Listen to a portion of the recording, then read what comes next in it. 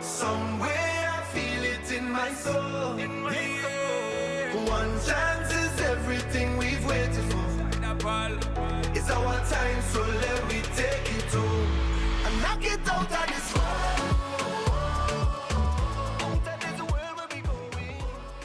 Yes, we're bowling off this fun Friday edition of the SportsMax Zone with cricket. Earlier on Friday, Cricket West Indies unveiled the 15-man squad that will represent the region in their home bid for the ICC Men's T20 World Cup starting on the 1st of June. The team was announced during a media conference at the Courtyard Marriott in Barbados, the country that will host the final.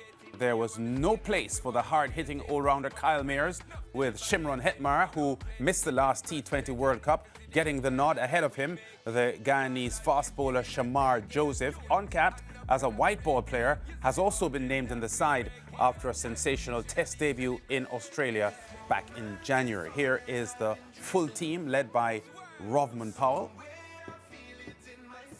Alzari Joseph is the vice-captain, Johnson Charles, Ruston Chase, Shimron Hetmyer, Jason Holder, Shea Hope, Akil Hossain, Shamar Joseph, Brandon King, Gudakesh Moti, Nicholas Pooran, Andre Russell, Sherfin Rutherford, and Romario Shepherd. Now, we will have a very long discussion on this issue on today's show. We're going to start off with commentator Nikhil Uttamchandani. In the next segment, we'll talk to Fazir Mohammed as well. But Nikhil, we were previewing the naming of the squad, and this squad pretty close to what you had suggested. But two names have come up for a lot of discussion. Shamar Joseph's inclusion and Shimron Hetmyer's inclusion. Your thoughts on those two? Yeah, Lance, I think obviously the core, the nucleus of that T20 side has been retained. The West Indies have won 3 of their last 4 T20 international series, so no surprises there. In terms of the two names, it was interesting to hear from both Darren Sammy and Chief Selector Desmond Haynes today. Just in terms of the reasoning, the Shamar Joseph one, it's clear that they see something in him in terms of his potential. In terms of offering something different to that squad, the ability to bowl above 150 kilometers per hour, let's not sort of underestimate that. And also, I think they like just the X factor that he brings. Now, when I looked at sort of the deficiencies in the West Indies, I think the biggest problem for them has been their death bowling. And I've looked at sort of surveying the bowling attack. And it's why I think I lean more to someone like an Obed McCoy, because when I look at sort of the numbers, when I look at what he has achieved and what he brings to that team, I think not only being a left-arm seamer, which is a big point of variance, and I think something that you see most T20 teams in the world having, but I'm looking at when he's been at his best, he's contributed the most at the back end of the innings, where the West Indies, as we mentioned a couple of days ago, have been the second worst team in the world. It's just, I think, that ability to have that bit of extra bounce, to use conditions well. And yeah, that back of the hand store ball, when it's firing, it's very hard to hit. And I think back to like 2022, when he took 21 wickets at an average of 10, McCoy showed, and he's sort of proven at the back end of the innings as one of the best in the West Indies. So I think that was sort of the only reason why I was leaning to him ahead of today, because of that sort of need in that role. But I think with Shimron Hetmyer as well, they've picked two guys who they think are X factor and can provide something a bit different. Yeah. A lot of people had spoken to prior to the naming of the squad didn't think Hetty would have gotten in because there were issues about his commitment to West Indies cricket, and even his performances were a little disappointing. I know I've heard the hierarchy of West Indies cricket suggest in the past year and a half that they think Hetty is producing below what is expected of him. Do you think his selection is a risky one? Yeah, we have to say it's risky, Lance. And that is just because, look, if you look at the history, Hetmyer played in the England series, of course, then was dropped for Sherfin Rutherford, who came in, did well. He didn't play in Australia. But the fact that they've shown faith in him, I think it tells us the significance of something like the IPL, where he continues to showcase that ability to finish the innings. You look at the last 2 years, to be honest, he's right up there with the best in the world when it comes to the last 5 overs. But my question is, the role he plays for the West Indies, you look at it, he's batted the most times at 3 and 4 for the West Indies in his T20 international career. So it's a different role. And I'm looking at the makeup of that side with the depth of power that they have, the Rovman Powells, the Rutherfords, the Shepherds, Russells, and so on. Were they better off adding someone like a Kyle Mayers who can be more backup for an opening spot, as opposed to having that finishing depth, because that's where Desmond Haynes mentioned today. He sees Hetmyer fitting into this squad. And I don't see how he gets in the team ahead of Sherpa and Rutherford, who obviously has maximized his opportunities in the last couple of series. Yeah, and you touched on Kyle Mayers, and Nikhil, that has been a major discussion. You know, everybody feeling as if Kyle Mayers should have gotten in ahead of Shimron Hetmyer. Lance cited, of course, the commitment to West Indies. But then, you know, there's also that that other discussion as to how do you know if Kyle Mayers is also committed to West Indies, because he would have, you know, there were articles, of course, when he didn't take the central contract and all of that. So, you know, when you're picking a World Cup, there are going to be different angles coming to light. Your take on that? Yeah, for me, Maria, I think Kyle Mayers, what he provides, and again, I look at roles in this West Indies team. Let's not underestimate the importance of having a left hand at the top of the order. And I think Johnson, Charles, Brandon King are pretty nailed on in that opening spot. But you never know. It's a World Cup. Injuries happen. You never know availability. And I think what Mayers sort of brings to that West Indies team is that left-handed presence, which has worked well for them in the past 2 years where they've used him. But also, I think just the explosiveness. He has an ability to take the game away from bowling attack because of how explosive he can be. Look, it's a high-risk approach, but it's high impact because of how quickly he can score. And of course, I keep implementing, I think the bowling side of his game, like we saw in the Bangladesh Premier League earlier this year, where he was phenomenal getting the ball to in-swing to the right-hander. I think with that leg cutter as well, he's such an underrated package when it comes to T20 bowling. So for those reasons, I thought it would have been good to have him as a sort of backup option in that World Cup, because he can fit a couple of different molds in that World Cup team. Yeah, and then Andrew Fletcher too. His name comes into the discussion, especially because what he has done against Nepal. He had that 84 not out. He had scores of 53, 43. He has an average of 21, but he's 36 years of age. So I don't know, where do you stand on that?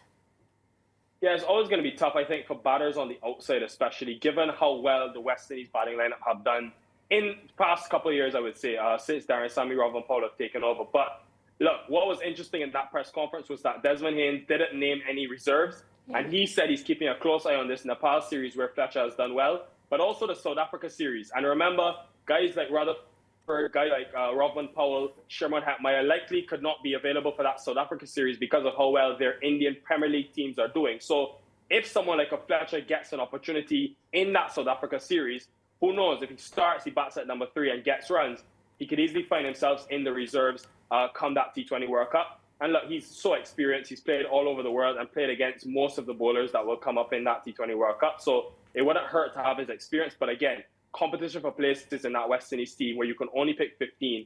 We see today how difficult it is to get into that squad. All right, so we've spoken about who's in and who's been left out. What do you think about the overall balance of this team, bat and ball?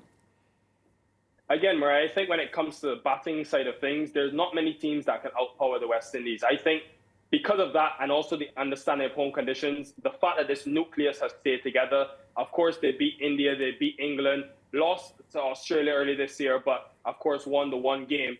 I just look at that team, and I think power-wise, it's a really tough team for bowlers sort of to face. But my concern, again, is with the bowling lineup of things. And can someone like a Shamar Joseph come in and make that X-factor impact? I think Roston Chase's importance is integral because of that off-spin option, the ability to spin the ball the other way compared to someone like Moti, compared to Akil Hussain. And he can bat anywhere in that top 6 and 7 and offer sort of an alternative to a Shea Hope. So if they can get, I think, those bowling options right, and it's why I continue to underscore Chase, because I think you need to have options in T20 cricket. And for a while, the West Indies have only played with 5 bowlers, and it's, I think, hurt them at times in the England series especially. If they can have a bit more variety and get things right at the back end of the innings, I think you could easily have a situation where you're just containing teams enough with the batting power to win games quite comfortably. But look, when it comes to that power and that middle order of Russell, Rodman, Powell, maybe a Hetmyer or Rutherford, Shepherd, Holder, I don't see many teams better than this when it comes to the batting aspect of things. Yeah, Nicola, I want to go back to something that you touched on about 5 minutes ago, because I had Kyle Mayers in my team. And I want you to expand on the point you were making earlier on about his value as a backup bowler, because I don't think he has bowled enough in the matches that he had played. And I know that he hasn't produced as consistently as we would like him to. But is there a seamer, a fast bowler in the West Indies team now that swings the ball as much as Kyle Mears does? Because I'm thinking not. Yeah, to be honest, Lance, the only one I could think about is Matthew Ford.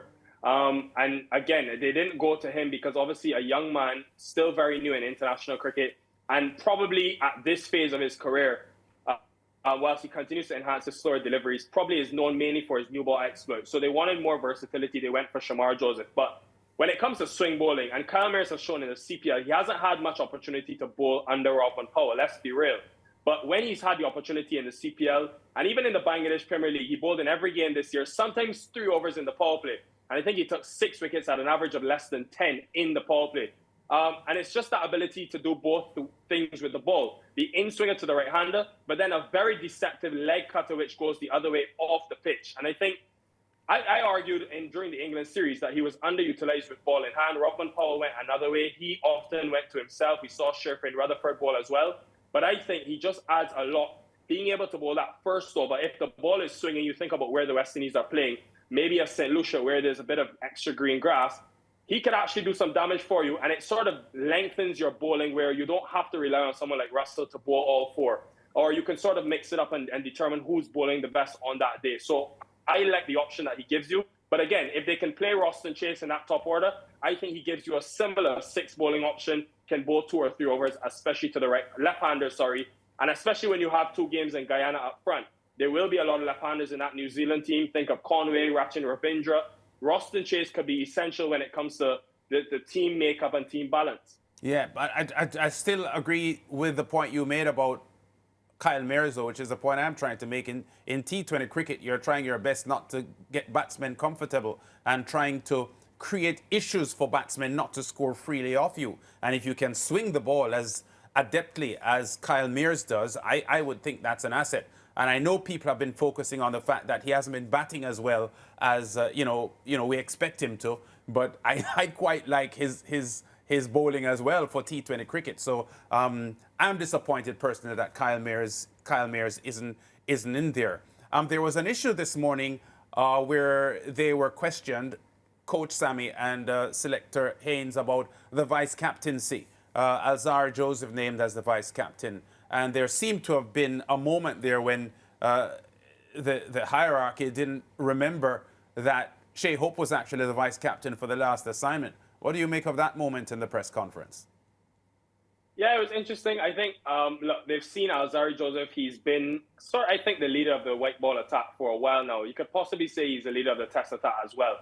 And I don't mind the leadership. I think Alzarri is someone who's been around the world. I think looking at his body language on the field, he started quite as a reserved character, would just bowl his overs, would be at fine line. You wouldn't really see him much. Now, you notice in T20 cricket, he's often running to the other bowlers, I think sharing his perspective and playing more cricket, playing around the world against more players would give you sort of more experience and more perspective. So I think, look, it's a good decision. They've also got a lot of leaders in that team. You've got Jason Holder, who's captain this West Indies team. Also Nicholas Pooran, who captained at the last World Cup. So I don't think there's any shortage of leadership, but I don't mind giving Alzarri Joseph that extra bit of responsibility because if we're being real, Alzarri Joseph, with his ability to hit the deck, with his ability to bowl at that pace, he's an extremely important member of this West Indies squad. And you could look at this IPL, he hasn't been at his best. Even in the England series where he was sent home early because of the amount of cricket he was playing, I think it's going to be pivotal that he sort of is firing from the onset. So I don't mind the extra bit of leadership. And again, looking at the nucleus of this team, the way Sammy and Robin Powell have led, it seems like they're quite happy to share the leadership around and get a multitude of different perspectives in terms of how they handle different situations. And when it comes to experience in this team, because this team has spent so much time together, I'm not worried in that front. Yeah, the ICC has made it clear to Nikhil that this squad for all teams is provisional and changes are allowed to be made until the 25th of May. After that, they would have to go through the ICC's technical committee for permission to make changes to the team. But given what we are seeing here, I suspect that barring injuries or so on, this would be the squad that goes into the title chase. Yeah, it's hard to see teams make much changes, Lance. However, I think back to Pakistan.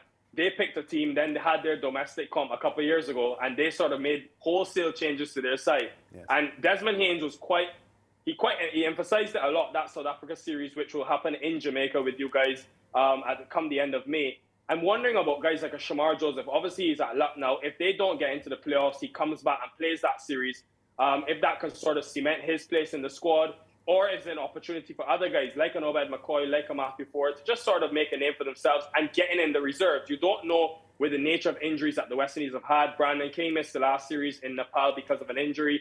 Shamar Joseph has had his struggles with that toe after the test series. You just never know. So I think the guys on the fringes of this team will be looking at that series and the next T20 International against Nepal as a great opportunity to just continue to showcase their ability and get into the reserves, because you could easily find yourself in the T20 World Cup. And look, someone like Obed McCoy, who's got 5 wickets in this series so far, he's bowled well and shown us glimpses of his best in this Nepal series. So I think, yeah, you just have to be aware and be ready for that South Africa series, which I think will be watched quite closely. Yeah, and Nikhil, can you make a comment on Darren Sammy's role here, not only as a selector, but as the strategist for this team? Because he has emphasized in recent months that he's constantly in touch with the players. There are a couple of the players that were playing when he was playing. So there is a sort of bond that he has with some of the players like Russell and so on. Can you talk to me about the strength of this West Indies unit, given the fact that they have a coach now who because of his recency as a player and a successful captain as well, 2-time World Cup winner, and how much that might benefit this unit? Yeah, I think he's well respected. Just watching from the outside, Lance, I think looking at the dressing room and looking at how these guys operate and how he also speaks in these press conferences and speaks to the guys, I think he's quite well respected. And of course, you think about guys like Jason Holder, they've all played under his captaincy, and he knows what it takes. If there's anyone that knows how to win a World Cup or what winning a World Cup sort of requires, it's Darren Sammy. And I think looking at him, he's backed his players, he's been very passive. But what I credit him is, I think he's also backed the nucleus, as I continue to mention. He's sort of stuck with a group of guys all the way from when he took the job in that South Africa series beginning of last year. And he's stuck with that core group of 12 or 13 guys, made a few tweaks, but he's allowed guys to get comfortable in defined roles. And I think it's benefited the West Indies, and especially when it comes to the batting lineup, where they've unlocked a new power. But the ability to have relationships, as you mentioned, with someone like Andre Russell. He was asked today in that press conference about Shimron Hetmeyer and the saga that happened at the last T20 World Cup. And he mentioned that he's come into this job with a clean slate. So the fact that he's given guys a fresh opportunity to sort of prove themselves and has that transparency, open line of communication, I think just looking at the group, there is that sort of happiness around, similar to what it was in 2016 at the beginning of the tournament, where it was a really close-knit unit that sort of looked like they were playing for each other. So I'm hoping that because of the time that these guys have spent together, it's not been easy against some of the world's best teams. I'm hoping that that sort of works as a benefit. Whereas you look at some of the other teams, England, for example, a lot of new faces who haven't played a lot of cricket together. So I'm hoping that continuity within this group can actually benefit them when it comes to a tough tournament and the going literally gets tough. Yeah, okay, Nikhil, we're going to talk to Fazir after the break, but I just want to make sure I conclude correctly on what you said. You're disappointed Obed McCoy isn't in, aren't you? Yeah, I would say I would have had him in my team when looking at the deficiencies of this West Indies side. Because of his back-end bowling, I would have liked to see him as an asset in this side. And you're not too happy that Shimron is in? Look, I think Shimron Hetmeyer is a world-class T20 batter. Yeah. I, just looking at the makeup of the team again, Lance, I would have preferred to have Kyle Mears in my team as a backup opener because of the depth you have in that finishing role of the West Indies. Yes, I just wanted to be clear on where you're sitting. Thanks, Nikhil. No Great having you to talk this topic on our show, and I'm sure that we'll continue to have more discussions in the coming weeks. Thanks, man. Cheers, brother. Thanks a lot. And when we come back after the break, we'll be talking to Fazir Mohammed to get his views on this 15-man squad named by the chairman of selectors, Desi Haynes, and coach Darren Sammy today. Back in a moment.